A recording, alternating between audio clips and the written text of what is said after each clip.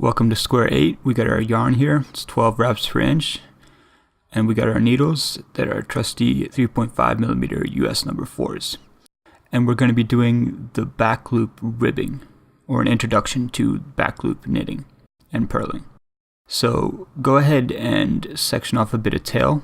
We're going to be using the long tail cast on method. I'm going to go for a 16-inch tail plus a little bit more just to be safe. And go ahead and make your slip knot. And be sure to pull your slip knot from the working yarn. That's this top bit here leading off to the yarn ball. So twist it around and pull that working yarn through, making the slip knot. And if you're not familiar with the long tail cast on, I have prepared a video. You can click on it up there in the top left, and that will take you to a tutorial regarding the long tail cast on. So let's go ahead and cast on 24 stitches for this project. And when you're using the long tail cast on, it is pretty easy to make the stitches too tight. So try to keep them relatively tight, but not too tight, or the first round becomes a real pain. So I think we're somewhere in the neighborhood here, but you always want to count over the stitches just to be sure, right? So 2, 4, 6, 8, 10, 12, 14, 16, 18, 20, and that's 22. So we need 2 more to make 24 here. And you can see we have a tail that's about 8 inches long. That's plenty. So let's start by slipping the first stitch purlwise. If you're not familiar with how to do that, you can click that symbol in the top left there, and that will take you to a tutorial about how to do that. But it's pretty straightforward. I just did it right in front of your eyes. But you can click that link if you need more information. The next one is going to be a new stitch as far as this course is concerned. We're going to knit through the back loop. So normally when you knit, you come in knitwise like this through to the back and pull the yarn through.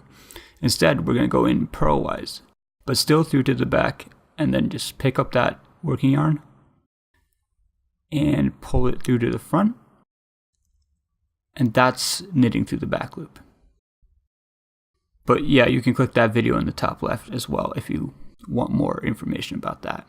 Next, we're just going to purl a regular purl. And if you need an additional tutorial, which it seems I do, you can also click that link at the top left right now. And then we're just going to knit through the back loop. So not through like this, but through like that. And then pull the working yarn back through, do a regular purl. And then again, we're going to knit through the back loop, followed by a purl.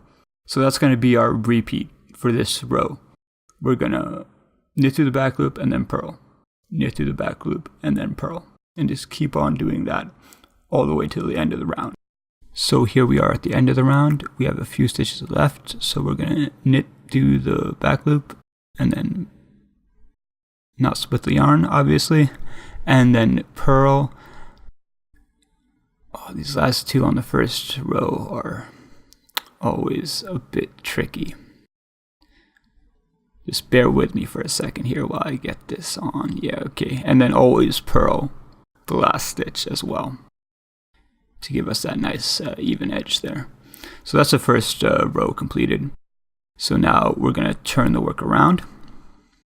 And let's start row 2 on the back of the work. So we had a repeat of knit 1 through the back loop and then purl 1. So now we're going to reverse that, but first we're going to slip this first stitch purlwise per usual.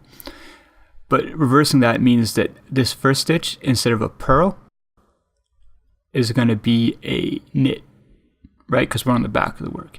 And this next stitch is going to be, instead of a knit through the back loop, is going to be a purl through the back loop, which is slightly more complicated. So definitely click that video top left, or that symbol, if you get confused. But it goes like this, right? You come up through the back loop and then purl down through it, which I know makes no sense, but I'll knit one more and then I'll show you again here. So instead of coming in purlwise, you reach back behind the front leg and up through like that, and then purl down through, and then knit the next one. But there's a different way that isn't very widely known, but I'm going to show it to you right now. It's actually, I way prefer it. So you slip the stitch purlwise like this. Then you twist it back onto the left needle like so, and now it's already twisted, so you can just purl it regularly. So knit the next one, I'll show you again here, slip it off, place it back on, and then just purl. Way easier. I definitely recommend you do it that way. And yeah, just continue doing that. You knit one, split the thread here. Let me get my ship back in order. And then we're gonna purl this one through the back loop. So slip it off, twist it back on, and just purl it like you normally would. Very awkwardly. And then just continue doing that. Knit, slip, twist, and purl. So 3 stitches remain. We knit one and then we purl the next through the back loop. So twist it over onto the left needle and purl it up, and then purl the last stitch completely normally.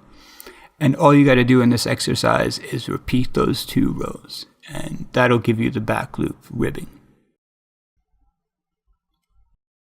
So here we are at approximately 5 centimeters. I've done 16 rows and I'm on the front of the work again. I can tell I'm on the front because it's an even number, 16 rows. And also you can see down at the bottom where the tail end is coming out, it's coming out on the right side. And also I can look at this and I can see these are knit back loops. So there are several different ways I can determine that, but we slip the first stitch and then we knit through the back loop and then we purl, as we do every time we're on the front of the work, right? And then we repeat. We knit through the back loop and then we purl. And that is the 1-1 twisted ribbing. So far, like, I don't know if you did square number 7 or not, but that doesn't really matter. So far, I've only covered 1-1 ribbings. And what that means is you knit one and you purl one, either through the back loop or not, regular.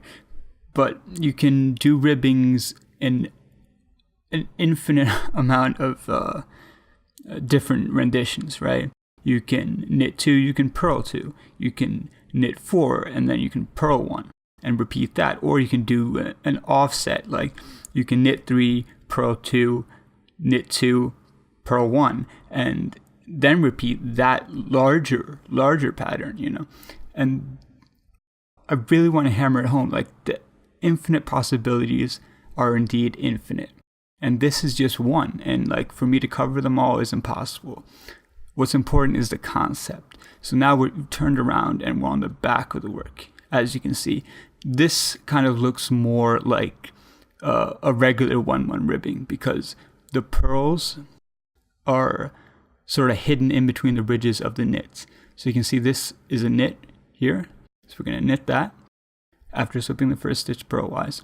And now we're going to purl through the back loop. So twist it around and purl it. And you can see that kind of falls into the background, whereas the knits come forward and the purls go backwards, sort of into the work, and they sort of lay on top of each other.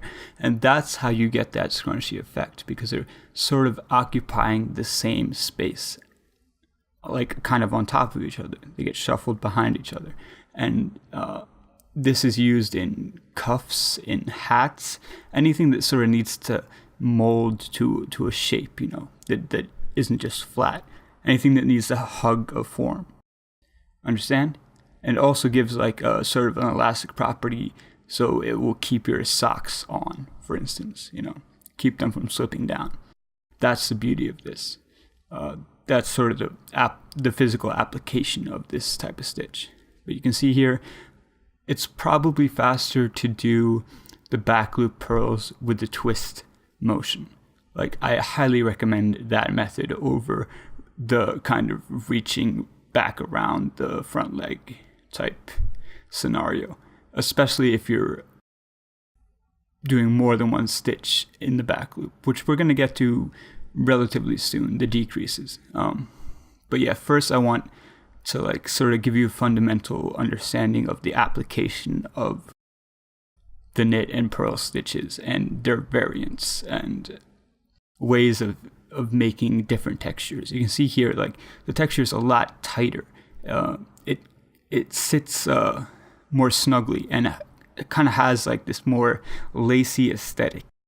But whatever with the art school ramblings, let's jump ahead. We're at the end here on the front, and we have 10 centimeters a rectangle, but we stretch it out. You can see it's kind of this lacy, loose kind of square, really, but it shrinks together, you see. That's the beauty of the ribbing, especially with the twist, it gets special aesthetic. But now we're going to bind off, and the method we're going to be using today is just we're going to knit 2 together continuously. Knit 2 together, return, knit 2 together is the method we're going to see. So you go through not 1 but 2 stitches through to the back, knitwise, and then place a working yarn over the needle and hook it right on back through. And then move those 2 stitches you've worked off the left needle, and then place that new stitch back on the left needle with plenty of slack. See how loose that is?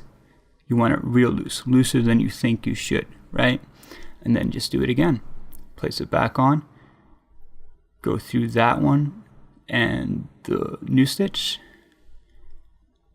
So place the new stitch back on, grab one other stitch, go through the new stitch, and then knit them both together, plenty of slack, go through both, and continue all the way to the end. And we close in on the end. We have 4 stitches here, so we knit those 2 together, place that back on, and we have 3. So you can see we're decreasing by 1 every time we do this knit 2 together. And then we got our last 2, do the same thing there, just knit them together, and now just leave that last loop on your right needle, right? And we're going to want to cut or break our yarn as it may be. I prefer to just control the tension like so and pull firmly. And I mean, some people will say don't do that, but I don't listen to them, neither should you. So to finish off here, we just want to pull that loose tail end through the last stitch. Let's see if we can get it here. I mean, a crochet hook is great for this, but you can do it just fine with a needle. And pull it all the way through. Make sure it's nice and snug, that last stitch. And that should do it. So here we are looking at the front. You can see this has a slightly different texture from the regular 1-1, and the back looks a lot like the 1-1. So I think I prefer the front as far as appearance goes. Yeah, definitely. But that's that. And I'll try to get square 9 up as quickly as possible here.